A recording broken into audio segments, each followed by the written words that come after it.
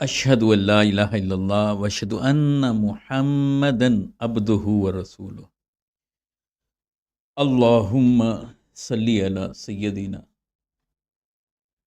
وسندنا محمد وعلی آل سیدنا وسندنا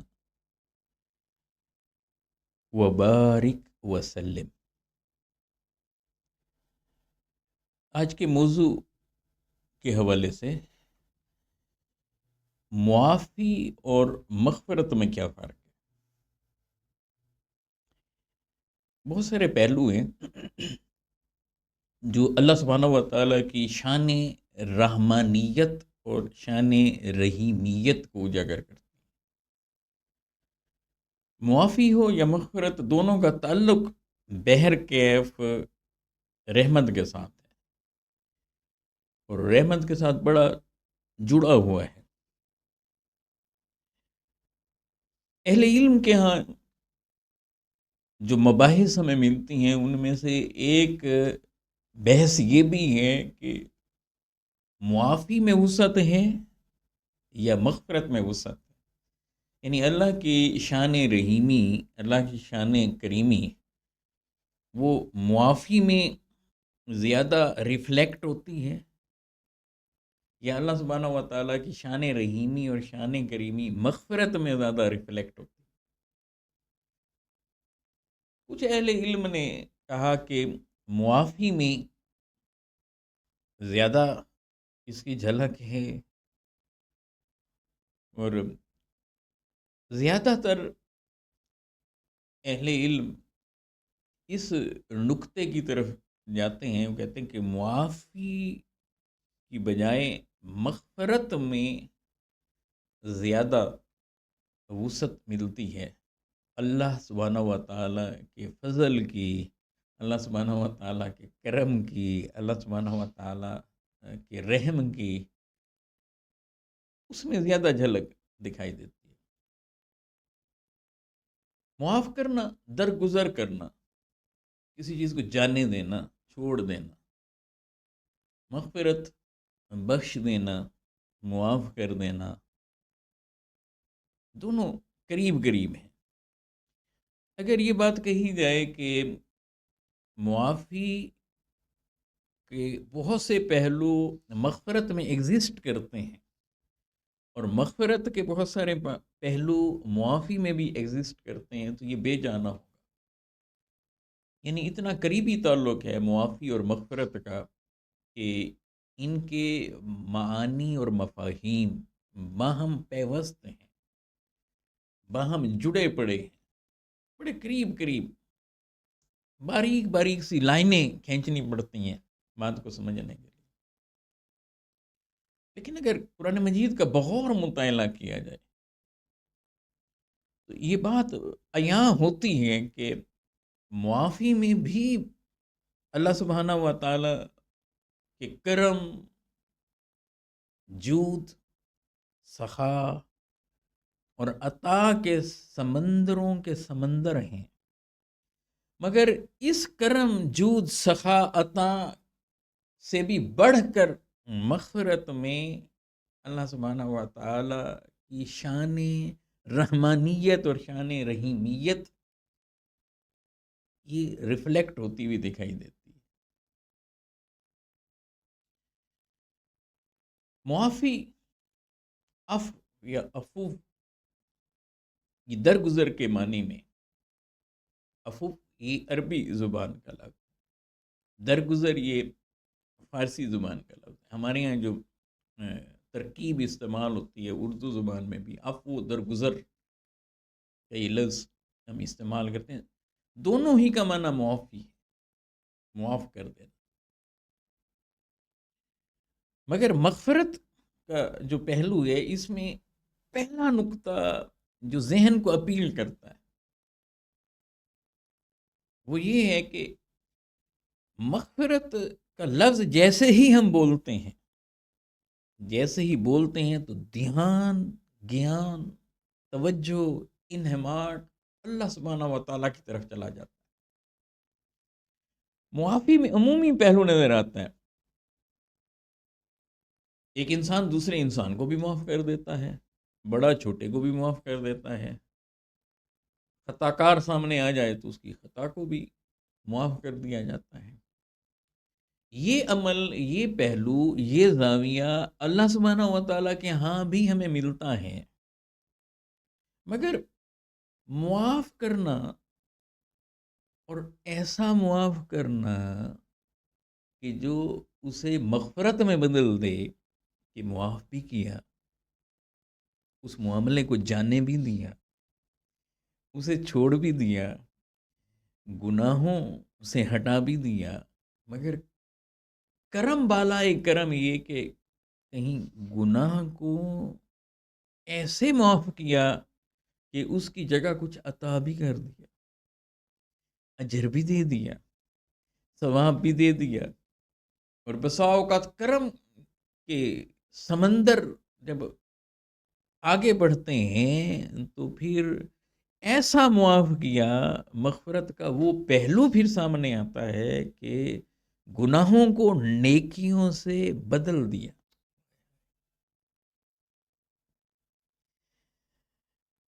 اب ذرا اندازہ لگائیں، ایسے کون معاف کرتا ہے؟ کسی نے غلطی کی ہو، کسی نے غلطی کی ہو، غلطی کو اگنور کرنا، غلطی سے درگزر کرنا، غلطی کو چھوڑ دینا، یہ ایک پہلو ہے۔ اب غلطی کو چھوڑ بھی دیں، دل بھی نرم ہو جائے اور دل سے بھی آپ ایک چیز کو نکال باہر کریں، مگر اگلا پہلو یہ ہے کہ آپ جسے غلطی ہو رہی ہے، گناہ ہو رہا ہے، آپ نہ صرف اسے معاف کریں بلکہ وہاں رحمت کے دروازے کھول دیں، اس پر اسے اجر بھی دینے لگ جائیں، اس کے درجے بھی بلند کرنے لگ جائیں، اس کے لیے انعامات کی بارشیں بھی ہونے لگ جائیں۔ ایسے بھلا کون کرتا؟ تو یہ اللہ سبحانہ و تعالی کا کرم ہے۔ اب یہاں یہ نقطہ ذہن میں رکھیں، عفو جو ہے یہ معافی کے معنی میں، اور استغفار جو ہے جب ہم اسے لیتے ہیں تو ہمیں یہ پتہ چلتا ہے کہ یہ غفر سے ہے، غفرہ اسی سے غفران ہے۔ تو جب الغفر آپ لیتے ہیں اور اس کے ساتھ الغفران جب آپ لیتے ہیں تو اس کے اندر پہلا پہلو ہمارے سامنے یہ آتا ہے مغفرت کے حوالے سے کہ کسی چیز کے اوپر ایسے پردہ ڈال دینا۔ تو اب ذرا مغفرت کے وسیع تناظر کو ذرا سامنے رکھیں نا۔ ایک پہلا معنی اس کا یہ ہوگا کسی چیز پر ایسے پردہ ڈال دینا، دوسرا معنی یہ ہوگا کسی چیز کو چھپا دینا، تیسرا اہل لغت نے یہ معنی بھی کیا، علامہ راغب اصفہانی رحمہ اللہ تعالیٰ علیہ اور نے بھی، کہ ایسی چیز پہنا دینا کہ جو میل سے انسان کو بچائے، یعنی ایسا لباس اڑا دینا جو انسانی بدن کو، انسان کو میلا نہ ہونے دے۔ اب یہ اس کا معنی پایا جاتا۔ اب ان کی جب ہم تعبیر کریں گے تو پہلا معنی کیا ہوگا؟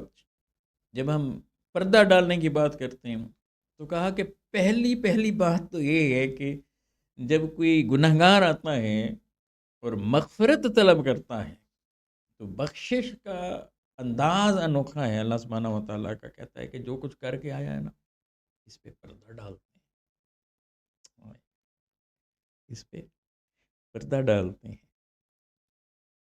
اب اسے بتاتے نہیں ہیں کسی کو، بس تو نے ہم سے رابطہ کیا ہے، اپنے دل کو ہماری طرف متوجہ کیا ہے، اے میرے بندے تو مجھ سے جڑا ہے، میرے پاس آیا ہے، نادم ہوا ہے، بس اس پہ تیرے معاملے پہ پردہ ڈال۔ چھپانے کے معنی میں یہ مفہوم پایا جاتا ہے، گویا یوں اعلان ہو رہا ہے کہ جب کوئی مغفرت طلب کرتا ہے اللہ سبحانہ و تعالیٰ سے، بخشش کا طالب ہوتا ہے، بخشش کو چاہتا ہے، تو اسے کہا جاتا ہے کہ تیرے گناہوں کو ہم نے اپنے کرم سے ڈھانپ دیا ہے، اس پہ پردہ ڈال دیا ہے، ایسے پردہ ڈالا ہے کہ اب کسی کونے سے، کسی زاویے سے، کسی سائڈ سے تیرے گناہ نظر نہ آنے پائے۔ اب کون کر رہا ہے؟ اللہ سبحانہ و تعالیٰ۔ اللہ اکبر کبیرہ۔ کیونکہ اس پہ پردہ ڈال دیا، اس پہ پردہ ڈال دیا مغفرت، کیونکہ اسے چھپا دیا، یہ مغفرت معاف ایسے کیا کہ گناہوں پہ پردہ ڈال دیا، چھپا دیا۔ اب اگلا معاملہ کیا ہوا کہ اس پر پردہ ڈالنے کا کوئی مقصد تو ہوگا نا، مقصود تو ہوگا، تو پھر اسے نوازا گیا آگے۔ اچھا یاد رکھیں کہ عفو میں ایک پہلو یہ بھی ہے، معافی میں ایک پہلو مٹانے کا بھی ہے، اور بعض نے اسے مغفرت میں بھی لیا۔ تو اگر ادھر سے پہلے کسی چیز کو مٹایا گیا تو اس طرح سے مٹایا گیا کہ اس کے نشان باقی نہ رہیں، اس کو چھپایا گیا۔ یعنی اگر گناہوں کو مٹا رہا ہے رب تعالیٰ، معاف جو کر دیا، اور بعد نے کہا کہ معافی میں درگزر کیا جاتا ہے لیکن گناہ لکھے رہتے ہیں، لیکن یہ کمزور زاویہ لگتا ہے اللہ سبحانہ و تعالیٰ کی۔ کہاں شان رحیمی، کہاں شان کریمی۔ لیکن بھائی ہم اگر لکھے بھی رہیں تو جب درگزر فرما دیا اس نے، جب درگزر فرما دیا اور معافی سے مغفرت کی طرف معاملہ آ گیا، تو لکھے پر بھی پردہ ڈال دیا، لکھے ہوئے کو بھی چھپا دیا۔ اب یہاں بنیادی نقطہ سمجھیں، اب یہاں عدل کی بات نہیں ہے، یہاں فضل کی بات۔ عدل کے پیمانے اور ہوتے ہیں، فضل کے پیمانے اور ہوتے ہیں۔ اچھا اللہ مالک ہے نا، اللہ تعالیٰ سب کا مالک ہے، تو جو مالک ہوتا ہے اس کے اختیار میں ہوتا ہے، مالک مقتدر ہوتا ہے، مالک مختار ہوتا ہے، مالک کے پاس اقتدار ہوتا ہے، اختیار ہوتا ہے، جو چاہے کرے، مالک جو ہوا۔ اگر اس کے لیے آپ نے باؤنڈریز لگانی ہے، حدود اگر لگانی ہے، تو پھر وہ مالک کیسے ہوا؟ اگر آپ کسی چیز کے مالک ہیں تو پھر اسے جیسے چاہیں استعمال کریں، مالک جو ہوئے۔ تو اللہ سبحانہ و تعالیٰ تو ساری کائنات کا مالک ہے، اس دنیا کا بھی مالک ہے، اس دنیا کا بھی مالک ہے، قیامت کے دن کا بھی مالک ہے، اور آغاز ہی یہیں سے کر رہا ہے، الحمدللہ رب العالمین الرحمن الرحیم مالک یوم الدین، مالک یوم الدین۔ تو چونکہ مالک ہے نا، وہ محض عادل نہیں ہے، عدل بھی کرتا ہے، مگر عدل سے اگلی سٹیج جب آتی ہے فضل کی، تو جہاں چاہے فضل کہ سمندروں کو رواں دواں کر دے، اسے کون روک سکتا ہے؟ اب یہ شان رحمانیت میں، شان رحیمیت میں، مغفرت، عفو درگزر، اس میں رحمت کی ساری شانیں جاری اور ساری نظر آتی ہیں، فضل کی ساری شانیں جاری اور ساری نظر آتی ہیں، کرم کے سمندر جاری اور ساری نظر آتے ہیں، عطا، جود، سخا، اللہ کے شان محبت بندے کے ساتھ، شان ودودیت، اس کی ریفلیکشن آ رہی ہے۔ تو مغفرت میں پردے بھی ڈالے جاتے ہیں، مغفرت میں گناہوں کو ڈھانپا بھی جاتا ہے، گناہ کے نشانوں کو بھی مٹایا جاتا ہے، دوسروں کی نظر بھی اس پہ پڑنے نہیں دی جاتی، اور پھر آگے کرم کے معاملے۔ ایک حدیث کا مفہوم ہے کہ قیامت کے دن اللہ سبحانہ و تعالیٰ ایک بندے کو بلائیں گے، ادھر آؤ، وہ آ جائے گا، اس کو اس کا نامہ اعمال دکھائیں گے، دیکھ اپنی بک کو ریڈ کر، کتاب اعمال کو ذرا چیک تو کر کہ دنیا میں کیا گول کھلا کر آیا تھا۔ وہ دیکھے گا اس میں بڑے بڑے گناہ ہوں گے، وہ فوراً اعتراف کر لے گا۔ اس کا ایک عمل اللہ تعالیٰ کو بڑا پسند ہے، وہ عمل کیا ہوگا کہ وہ دنیا میں لوگوں کے عیبوں پر پردہ ڈالتا. یہ عام سوسائٹی کی بات ہو رہی ہے. ہمارے یہاں ہے نا، بدقسمتی یہ ہے کہ ہمارے یہاں اپنے ساتھ والے بھائی کی کوئی بات ہمیں پتہ چل جائے، پوری پتہ چلے یا ادھوری پتہ چلے، بس ہمیں پر ملنے کی دیر ہوتی ہے. بس پر چاہیے ہوتا ہے، پر مل گیا، اس کا ہم پرندہ آگے خود بنا دیتے ہیں. چھوٹی سی کوئی ایسی معمولی سی بات ہوگی، اس کو ہوا میں ایسے اڑائیں گے، اس کے خلاف باتیں کریں گے، لوگوں کے ذہن خراب کر دیں گے، لوگوں کے دلوں کے اندر میل آ جائے گا بھائی کے لیے. ارے بندہ مومن کی یہ شان تو نہ تھی.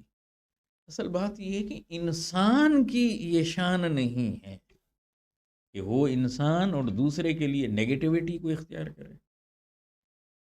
انسان جو ہے یہ انس سے ہے، اس میں تو محبت کا دایا پایا جاتا ہے، اس میں تو محبت کا دایا پایا جاتا ہے.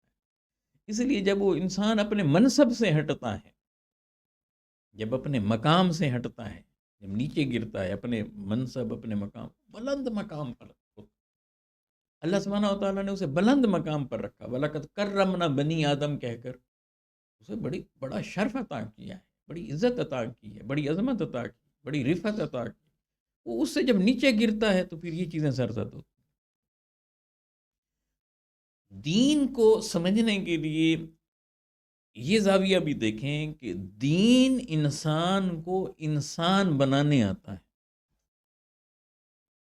اسلام کا خلاصہ نکالے نا، وہ انسان کو انسان بناتا ہے. یعنی میری مراد یہ ہے کہ اچھا انسان، تو اچھے انسان میں یہ چیز ہوتی ہے نا کہ وہ بے پر کی نہیں اڑاتا، ادھر ادھر دھیان نہیں دیتا، اپنی منزل پر فوکس رکھتا ہے، اور منزل محض دنیا کو نہیں لیتا. اس کے سارے تصورات اللہ سبحانہ و تعالیٰ سے جڑے ہوئے ہوتے ہیں، اور وہ فیل کرتا ہے کہ میں ایگزامینیشن ہال میں ہوں، مجھے پرکھا جا رہا ہے، مجھے جانچا جا رہا ہے، میری ہر موومنٹ پر نگاہ ہیں، روحانی کیمرے ہم پر فوکس کیے ہوئے ہیں، دائیں بائیں. دیکھیں یہ کرامن کاتبین بیٹھے، یہ ہمارے ساتھ. ادھر پازیٹیوٹی کا پہلو ہے، ادھر نیگیٹیوٹی کا پہلو ہے، ادھر اچھائیاں لکھی جا رہی ہیں، ادھر برائیاں لکھی جا رہی ہیں. کتابیں تیار ہو رہی ہیں، ہماری فائلز تیار ہو رہی ہیں. ہم ذرا دیکھیں کہ ہماری دائیں والے فائل کیسی ہوگی، بائیں والی کیسی ہوگی. اللہ سبحانہ و تعالی براہ راست جو ملاحظہ فرما رہے ہیں وہ اپنی جگہ پر ہے، وہ تو بڑے اونچا پہلو ہے، بڑا اونچا پہلو ہے. لیکن ذرا نیچے آ کر بھی دیکھ لیں نا، ملائکہ کے حوالے سے انہیں چیک اینڈ بیلنس کے لیے کیسا رکھا گیا. انسان کا دھیان چلا جائے نا، اور جس ٹینیور سے ہم گزر رہے ہیں، جس ایرا سے، جس ایج سے ہم آگے بڑھ رہے ہیں، اس میں تو یہ چیزیں سمجھنا اور بھی آسان ہے. یہ گفتگو اس وقت کیمرے کی نظر ہو رہی ہے، یہاں بیٹھے یہاں ہیں، اسے اب دنیا بھر میں کہیں بھی دیکھ سکتے ہیں، کیپچر ہو رہی ہے، ریکارڈ ہو رہی ہے. تو اب یہ ریکارڈنگ کو سمجھنا اب یہ مشکل نہیں ہے. ابھی کیسے وہ ایک ایک چیز، ایک ایک موومنٹ، ایک ایک لمحہ، ایک ایک ساتھ، ایک ایک ثانیہ، ایک ایک سیکنڈ، ایک ایک گھڑی، اس کا ریکارڈ کیسے رکھا جائے گا. اب ہر ساتھ، ہر لمحے کو کیپچر کرنا سمجھ میں آتا ہے. اب انسان نادان نہیں. لیکن اب یہ دیکھیں، اچھا انسان بنانے کے لیے کہا کہ ادھر ادھر لوگوں کی ٹوہ میں نہ رہو، تجسس میں نہ رہو.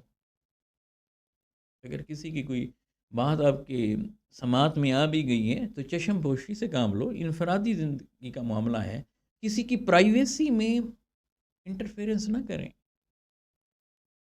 اس کے اندر بے جا مداخلت نہ کریں. وہاں حکم کیا ہوا؟ وہاں حکم یہ ہوا کہ پردہ ڈالیں، پردہ ڈالیں. اللہ سبحانہ و تعالیٰ ہے کہ جو اسماء ہیں نا، ان میں سے اسماء باری تعالیٰ کی ریفلیکشن بندے میں اس کی جھلکیاں دیکھنا چاہتا ہے، اسے قرآن کہتا ہے صبغۃ اللہ، اللہ کے رنگ۔ اور پھر بندے کو کہا جاتا ہے کہ اللہ کے رنگ میں رنگے جاؤ۔ کیا مطلب؟ مطلب جو اس کی صفات کے پرتوں ہیں، جو رب تعالیٰ بندے میں دیکھنا چاہتا ہے، بندے میں دیکھنا چاہتا ہے، جو بندے میں دیکھنا چاہتا ہے، تو وہ کیا ہیں؟ کہ جیسے اللہ رحم کرنے والا، تو بھی رحم کر اپنے لیول پر، اپنے انداز میں، اپنی استطاعت کے مطابق، کیونکہ انسان کی تو ہر چیز لمیٹیشن اس میں ہے، اس کی باؤنڈریز ہیں۔ اور اللہ سبحانہ و تعالیٰ کی شانیں کیا ہیں، اس کی صفات کیا ہیں، اس کی کوئی لمٹ ہی نہیں ہے، اس کی ذات کی کوئی لمٹ نہیں، اس کی صفات کی کوئی لمٹ نہیں، تو اس میں کلیش نہیں ہے، اس میں کلیش نہیں آتا۔ بہت سارے لفظ کبھی کبھی سیم ہو جاتے ہیں، جیسے رب، رب کا معنی ہے پالنے والا، پیرنٹس کے لیے بھی قرآن نے رب کا لفظ استعمال کیا، کما ربی یعنی صغیرہ، ایسے ہے نا کر سکتے، ہاں، یہ اس میں بھی تو اب یہ جو رب کا لفظ استعمال ہوا، تو یہاں بھی پالنا پرورش کرنے سے مراد کیا ہے؟ یہ اس کی انسان کی لمیٹیشن ہے، ماں باپ کی ایک حدود ہیں، قیود ہیں، وہ بچے کو کھلانے پلانے کے حوالے سے، انگلی پکڑ کر چلانے، پھر آگے بڑھانے کے حوالے سے اس کی طرف اشارہ ہے، مگر وہ لامحدود، اس کا پالنا لامحدود، وہ لامحدود پرورش فرمانے والا، سٹیپ بائی سٹیپ پرورش فرمانے والا، انسان کے آنے سے پہلے اس کے لیے جو ریکوائرمنٹ ہے ان کو پورا کرنے والا، تو یہ اس میں کلیش نہیں ہے۔ تو اس میں جو نقطہ سمجھا رہا ہوں کہ وہ جو چیزیں ہیں کچھ ایسی کہ جنہیں وہ بندے میں ان کا پرتاؤ دیکھنا چاہتا ہے، کہ رحم کرنا، محبت کرنا، کرم، معافی، درگزر، پردہ ڈالنا۔ تو اب جو لوگ دنیا میں پردہ ڈالتے ہیں، پھر ان کی شان دیکھیں کیسی ہے۔ تو اللہ سبحانہ و تعالیٰ نے اس بندے کو بلایا، اس کے نامہ اعمال کو دکھایا، اور وہ نادم ہو گیا، جی باری تعالیٰ یہ مجھ سے یہ غلطیاں ہوئیں۔ تو اللہ سبحانہ و تعالیٰ نے فرمایا کہ دیکھ، وہ ایک کام تو نے دنیا میں کیا تھا، فی الحال بندے کے بارے میں تجھے معلوم ہو گیا تھا، تو نے اس کے عیبوں پر پردہ ڈالا تھا نا؟ ورز کرے گا جی باری تعالیٰ۔ تو اللہ سبحانہ و تعالیٰ فرمائیں گے کہ دنیا میں تو لوگوں کے عیبوں پر پردے ڈالتا تھا، آج آ تیرے عیبوں پر ہم پردہ ڈال۔ اور بعد میں ہے کہ اسے کہا جائے گا کہ ادھر آ جا، ادھر سے تو جنت میں داخل ہو، ایسے اسے چھپا کر، یہ ہے مغفرت کا پہلو، چھپا کر اس کو کہاں داخل کر دیا، ادھر اس کے گناہوں کو چھپا دیا، ادھر اسے لوگوں سے چھپا دیا، اور کہاں پہنچا دیا؟ جنت میں، مرکز نعمت، مرکز انعام کی طرف اس کو داخل فرما دیا۔ قرآن مجید سے اس مفہوم کو جب لیں گے تو پھر مزہ آئے گا۔ اچھا، یہ بات ذہن نشین رکھ لیں کہ جس وقت معافی کا ذکر ہے، وہاں عمومی پہلو ہیں، وہاں پر عمومی پہلو ہمیں دکھائی دیتے ہیں۔ مثلا آپ یہ دیکھیں کہ قرآن مجید میں اللہ سبحانہ و تعالیٰ نے ایک مقام پر ارشاد فرمایا، یہ سورہ آل عمران کی آیت نمبر 155، اس میں اللہ تعالیٰ نے ان لوگوں کا ذکر کیا ہے کہ جو اس کی راہ میں ہجرت کرتے ہیں، جن لوگوں نے اللہ سبحانہ و تعالیٰ کی راہ میں جہاد کیا۔ اب مجاہدین کا یہاں پر خصوصیت کے ساتھ تذکرہ آ رہا ہے، لیکن اس کے ساتھ ساتھ آگے ایک خاص ذکر آ گیا کہ کچھ لوگ ایسے تھے، کچھ لوگ ایسے تھے کہ جب میدان کارزار میں اترے تو وہ اپنے پاؤں جما نہ سکے، ان میں استقامت نہ رہی، لڑکھڑا گئے اور لغزش کر بیٹھے اور پیچھے ہٹ گئے، ان کے چہرے، ان کے سینے وہ پلٹ گئے، پیٹھ پھیر گئے، الٹے پاؤں گھوم گئے۔ تو میدان کارزار میں تو استقامت چاہیے ہوتی ہے، دشمن کے سامنے ڈٹ کر کھڑا ہونا ہوتا ہے، لیکن سب لوگ برابر نہیں ہوتے، سب کی سوچیں برابر نہیں ہوتی، سب کی طاقت برابر نہیں ہوتی، سب کے دل کی قوت برابر نہیں ہوتی، کوئی خوف میں آ جاتے ہیں، کوئی گھبرا اٹھتے ہیں، فوراً اریٹیٹ ہو جاتے ہیں، پانچوں انگلیاں جیسے برابر نہیں ہوتی نا، اس طرح کے اب کچھ ایسے لوگوں کا اللہ سبحانہ و تعالیٰ نے ذکر فرمایا کہ ان الذین، یقیناً وہ لوگ، تولوا منکم یوم التقى الجمع، جس دن فوجیں آمنے سامنے آ گئی تھیں تو وہ لڑکھڑا گئے، اور ان کی لڑکھڑاہٹ کی اصل وجہ بھی اللہ سبحانہ و تعالیٰ نے بیان کی، اور کیا بیان کی کہ فرمایا کہ یہ اپنے بعض کاموں کی وجہ سے شیطان کے بہکاوے میں آ گئے۔ یہ اصل ریزن یہ ایسے ہوتی ہے، یہ نا اندر دیکھیں، اس کو وسوسہ قرآن نے قرار دیا، الذی یوسوس فی صدور الناس من الجنۃ والناس۔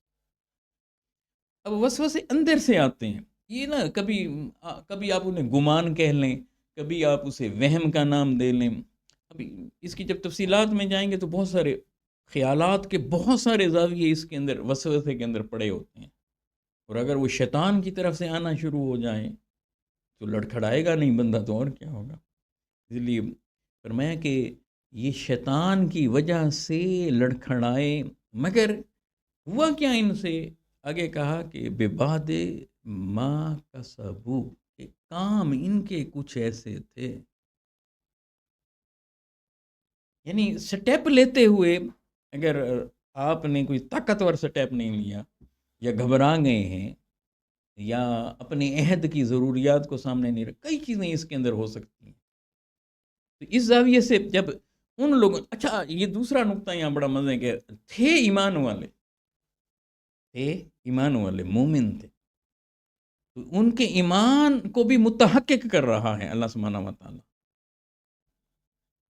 لیکن آگے کیا بات کی، کہا کہ اگر پھر وہ انسان کو انسان کے طور پر آگے پیش کیا جا رہا ہے کہ انسان سے کبھی اس طرح کا معاملہ ہو بھی جائے، لڑکھڑا بھی جائے، اس طرح سے وہ پیچھے ہٹ بھی جائے، پشت پھیر بھی جائے، تو اللہ سبحانہ و تعالیٰ فرماتے ہیں وَلَقَدْ عَفَا اللَّهُ عَنْهُمْ، یقیناً اللہ سبحانہ و تعالیٰ نے انہیں معاف کر دیا۔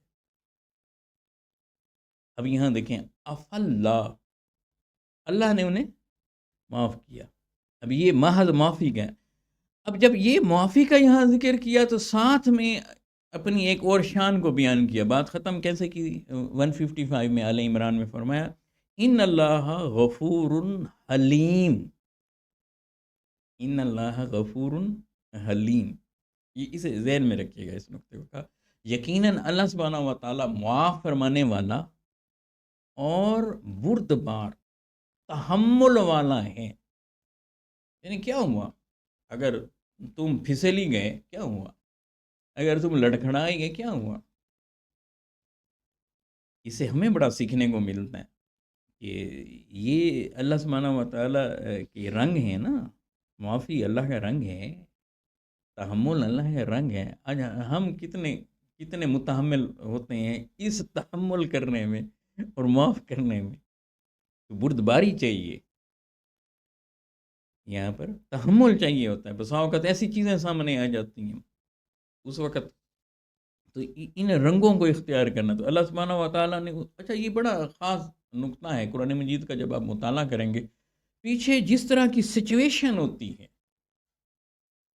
بڑا اہم نقطہ، پیچھے جس طرح کی سچویشن ہوتی ہے، جو موضوع چل رہا ہوتا ہے، اس سچویشن کے حوالے سے، اس موضوع کے حوالے سے اکثر و بیشتر بات ختم ہوتے ساتھ، لائن ختم ہوتے ہوئے، آیت ختم ہوتے ہوئے اللہ سبحانہ و تعالیٰ اپنا تذکرہ فرماتے ہیں، اور ان شانوں کے ساتھ فرماتے ہیں جن کا ذکر اس پچھلی سچویشن کے ساتھ براہ راست منسلک ہوتا ہے۔ اب یہاں پیچھے چونکہ وہ لڑکھڑا گئے تھے تو اللہ سبحانہ و تعالیٰ نے اپنی شان حلیمی کا ذکر فرمایا۔ آئے ہائے۔ اچھا پھر اسی طرح سے سورہ نساء کی آیت نمبر 99 اور سورہ نساء کی آیت نمبر 100 کا اگر آپ مطالعہ کریں، بڑا دلچسپ مضمون ہے۔ اس کا ایک حصہ میں یہاں آپ سے شیئر کرنا چاہتا ہوں۔ جب اینڈ ہوگی انسان کی، جب موت کا وقت ہوتا ہے تو ملائکہ آتے ہیں، فرشتے آتے ہیں، تو ان لوگوں سے پوچھتے ہیں، اور اسے ایک جرنل انداز میں بھی اس چیز کو، اس پر کو لیں تو یہ بڑا کیف پیدا ہوگا، اس کا مفہوم بڑا واضح ہوگا آیت کا۔ کہا کہ جب وہ پوچھتے ہیں کہ تم نے اپنی جانوں پر ظلم کیا،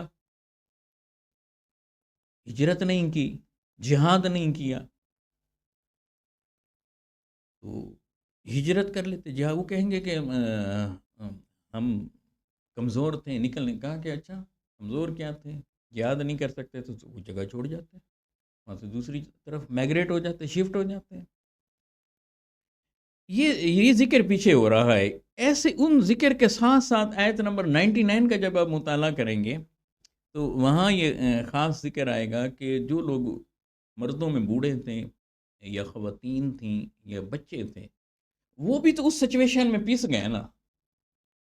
اب بوڑھوں کا کام تو نہیں ہوتا نا آگے جا کر نکلنا، مقابلہ کرنا، جوانوں کا کام تھا۔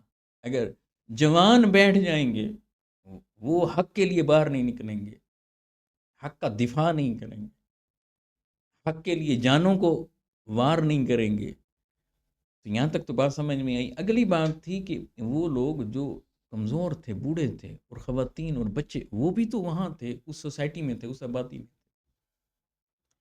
تو ان کے لیے اعلان فرمایا اگر وہ مرد نہ نکلے، انہوں نے مقابلہ نہیں کیا، وہ جہاد کے لیے نہیں نکلے، یا انہوں نے ہجرت وہاں سے نہیں کی، ان کا دفاع نہیں کیا، بنیادی نقطہ یہ کہ وہ دفاع کے لیے آگے نہ نکلے نا، تو انہوں نے اپنے آپ کو محدود کر دیا، یا اس سے ہٹ کر اگر ایک عالمی سچویشن کو ذہن میں رکھیں تو بسا اوقات ہم عیش پرستی میں پڑ جاتے ہیں، کاہلی اور سستی میں پڑ جاتے ہیں، یا دفاع کی طرف توجہ نہیں دیتے، یا سائنس اور ٹیکنالوجی کو ہم نہیں اپنائیں، تو کسی جگہ کوئی اٹیک ہو جائے تو اس میں اگر وہاں بچے ہوں، اسپیشلی وہاں پر فیمیل ہوں، تو یا بزرگ ہوں وہاں پر، تو ان کا تو کوئی قصور نہیں۔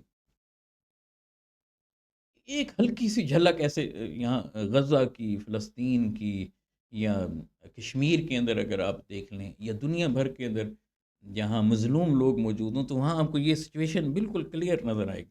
اسے کبھی اس تناظر میں دیکھیے گا، سورہ النساء کی آیت نمبر 99 اور 100، اور اس کا پچھلا مضمون بڑا دلچسپ مضمون ہے، اگرچہ ایک خاص پس منظر میں یہاں آیات آ رہی ہیں، لیکن اسے ذرا جرنلائز کر کے پڑھیے۔ یہ کہتے ہوئے جب بزرگوں کی بات آئی، خواتین کی بات آئی، بچوں کی بات آئی، تو اللہ سبحانہ وتعالیٰ نے فرمایا عَسَى اللَّهُ أَن يَعْفُوَ عَنْهُمْ، قریب ہے کہ اللہ سبحانہ وتعالیٰ ان کو معاف کر دے گا۔ عَسَى اللَّهُ، کتنی اس کے اندر باب محبت کیسے، اور یہ فرما کرنا جہاں صرف خالی معافی کا ذکر کیا نا، آگے فرمایا وَكَانَ اللَّهُ عَفُوًّا غَفُورًا، اب یہاں عفواً غفورا کہا ہے، اور یقیناً اللہ سبحانہ وتعالیٰ معاف کرنے والا، درگزر فرمانے والا ہے۔ اب عفو کو الگ کر دیا، غفور کو، اور دونوں شانوں کو ملا کر یہاں بات کی۔ کیوں؟ کیونکہ پیچھے جو لوگ تھے، جو ینگ تھے، نوجوان تھے، انہوں نے جب اپنی ڈیوٹیاں، اپنے فرائض پوری نہیں کی، اور اس کے نتیجے میں باقی لوگوں کو بھی دائیں بائیں ہونا پڑا، اور وہ بھی زد میں آنے لگے، تو ان کا یہاں پر ذکر کیا، مگر ساتھ میں یہ کہا کہ جو لوگ ڈیوٹی والے نہ تھے، جن کی یہ ڈیوٹی نہ تھی، جن کا یہ کام نہ تھا، جن کا نکلنا بنتا نہ تھا، ان کے لیے معافی ہے، مگر چونکہ معاملہ اتنا تھا کہ انسانی جانوں کی پرواہ انہوں نے نہیں کی، تو آگے بات عفواً کہہ کر کی، ساتھ میں غفورا بھی کہا۔ مگر جہاں باقی معاملات کی طرف اللہ سبحانہ وتعالیٰ نے، آپ دیکھیں قرآن مجید بے بہا مقامات آپ کو ایسے ملیں گے جہاں اللہ سبحانہ وتعالیٰ اپنی جب شان کا ذکر کرتا ہے تو اس طرح کہتا ہے ان اللہ غفور رحیم، ان اللہ غفور رحیم، غفور کا ذکر اور ساتھ میں رحیم کا ذکر، یعنی معافی ایسی معافی کہ پردہ بھی ڈالا جائے گا، گناہوں پر پردہ بھی ڈالا جائے گا، گناہوں کو چھپایا بھی جائے گا، ساتھ نوازا بھی جائے گا۔ رحم، تو رحم کیسے ہوگا کہ گناہ معاف اور اس آگے چل کر اسے اجر اور ثواب کا مستحق بھی گردانا جائے گا، جنت میں بھی اس کو بھیجا جائے گا، نعمتیں بھی اسے دی جائیں گی۔ تو یہ کثرت کے ساتھ سورہ البقرہ میں اللہ سبحانہ و تعالیٰ نے ارشاد فرمایا ان الذین آمنوا والذین ہاجروا وجاہدوا فی سبیل اللہ، یقیناً جو لوگ اللہ سبحانہ و تعالیٰ کے راستے میں ہجرت کرتے ہیں اور جہاد کرتے ہیں، فرمایا اولئک یرجون رحمت اللہ، یہ وہ لوگ ہیں جو اللہ کی رحمت کی طرف رجوع کرتے ہیں، اس کے طلبگار ہیں، اللہ کی رحمت کے۔ اب یہ فرما کر فرمایا واللہ غفور رحیم، اور اللہ یقیناً پردہ ڈالنے والا، معاف کرنے والا اور بے پناہ رحم فرمانے والا ہے۔ سورہ آل عمران میں ارشاد فرمایا قل ان کنتم تحبون اللہ فاتبعونی یحببکم اللہ، ابھی فرما دیں اگر تم اللہ سے محبت کرنا چاہتے ہو فاتبعونی، پس میری اتباع کرو، یحببکم اللہ، اللہ تم سے محبت فرمائے گا۔ پھر فرمایا وَيَغْفِرْ لَكُمْ ذُنُوبَكُمْ، اور تمہارے گناہوں پر پردہ ڈال دے گا۔ یغفر لکم، تمہارے گناہوں کو ایسے معاف کرے گا کہ گناہ دکھائی ہی نہیں دیں گے، ان کی پردہ پوشی کر دی جائے گی۔ یہ فرما کر جب کیونکہ مغفرت کی نوید یہاں ہے، گناہوں کو چھپایا جا رہا ہے، مٹایا جا رہا ہے، ان پر پردہ ڈالا جا رہا ہے، تو مغفرت کی چونکہ نوید تھی تو فوراً پھر آگے شان کون سی بیان کی؟ فرمایا واللہ غفور رحیم، اور اللہ تعالیٰ تو انتہائی معاف فرمانے والا، انتہائی رحم فرمانے والا ہے۔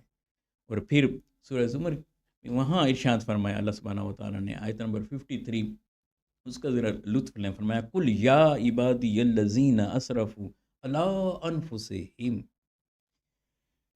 اے میرے محبوب صلی اللہ علیہ وآلہ وسلم آپ فرما دیں قل، اچھا بات یہاں سے بھی شروع ہو سکتی تھی، یا عبادی الذین اسرفوا علی انفسہم، نہیں، قل سے شروع کی، حبیب آپ بول دیں، آپ فرما دیں، آپ انہیں بتا دیں، آپ اپنے لب ہے مبارک سے انہیں یہ نوید دیں، کیونکہ آپ رحمت للعالمین ہیں، وما ارسلناک الا رحمت للعالمین۔ اب آگے اللہ کی رحمت کا اعلان کرنا ہے تو رحمت للعالمین سے کرایا جا رہا، کیا نقطے کیسے جڑے پڑے ہیں۔ میں کل حبیب فرما دیں اے میرے وہ بندو جو اپنی جانوں پر ظلم کر بیٹھے ہوں، جو اپنی جانوں پر زیادتی کر بیٹھے ہوں، لا تقنطوا من رحمت اللہ، اللہ کی رحمت سے نا امید نہ ہونا، اللہ کی رحمت سے مایوس نہ ہونا۔ اتنی بڑی نوید ہے۔ یہ فرما کر فرمایا ان اللہ یغفر الذنوب جميعا، یقیناً اللہ سبحانہ و تعالیٰ سارے گناہوں کو معاف فرمانے والا۔ اب دیکھیں یہاں یغفر، یعنی ان پر پردہ بھی ڈالے گا، چھپائے گا بھی صحیح، مٹائے گا بھی صحیح، اور پھر عطا بھی فرمائے گا۔ اب اس کے بعد آگے کون سی شان کا ذکر کیا؟ ایت کا اینڈ کہاں پر ہو رہا ہے؟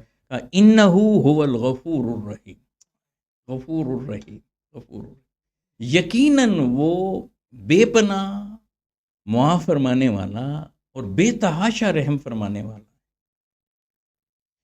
یہ بڑا انداز دیکھیں قرآن مجید کا، اس کو اگر سمجھیں، قرآن مجید کے 20 زاویے ہمارے سامنے آتے ہیں، جب ہم ان کا مطالعہ کرتے ہیں تو سمندروں کے سمندر ہیں، انسانی زندگیاں ختم ہو جائیں گی، قیامت آ جائے گی، مگر قرآنی سمندروں سے انسان فیوزات اور برکات حاصل کرتا رہے گا، استفادہ کرتا رہے گا، معنی اور مفاہیم کی ایسی جہتیں کھلتی ہیں، ایسے جیسے انسان سمندر کے اندر داخل ہو جائے، بلکہ سمندروں میں داخل ہو جائے اور واپس نکلنے کو پھر دل نہیں چاہتا۔ اللہ سبحانہ و تعالی ہمارے گناہوں پر بھی پردہ ڈالے، ہمیں بھی اس خصوصی معافی اور مغفرت کا مستحق بنا دے کہ جس کے نتیجے میں معاف کرنے کے ساتھ ہمارے گناہوں کو مٹا کر پھر کرم کی برکھا ہم پر برسا دے، دنیا اور آخرت کی کامیابیاں عطا فرمائے، ہر وہ چیز عطا فرمائے جس میں دنیا اور آخرت کا سکون ہو، ہر اس چیز سے محفوظ فرمائے جس میں دنیا اور آخرت کی بے سکونی ہو۔ السلام علیکم ورحمۃ اللہ وبرکاتہ۔